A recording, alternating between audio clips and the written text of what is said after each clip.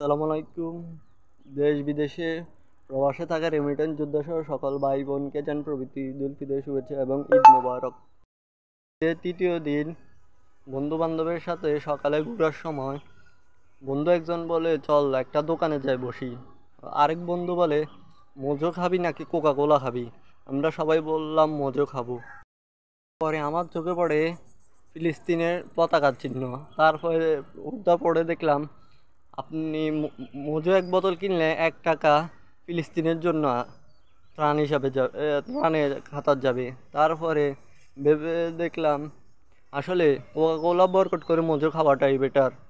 আসলে আমরা কোকা কোলা বয়কট করে এখন থেকে মজু খাবো,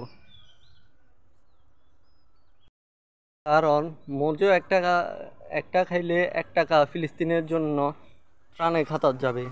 কারণ আমরা যদি বাংলাদেশ যত কোটি মানুষের মাত্র 1 কোটি যদি মানুষ আমরা মজু খাই, 1 কোটি টাকা ফিলিস্তিনি পাবে। তাই আমরা সবাই এখন থেকে মজু খাবো, ফিলিস্তিনির পাশে দাঁড়াবো। সকলকে পবিত্র ঈদ উল ফিতরের শুভেচ্ছা জানিয়ে আমার ব্লগটি এখানে শেষ করলাম। ঈদ মোবারক। আসসালামু আলাইকুম।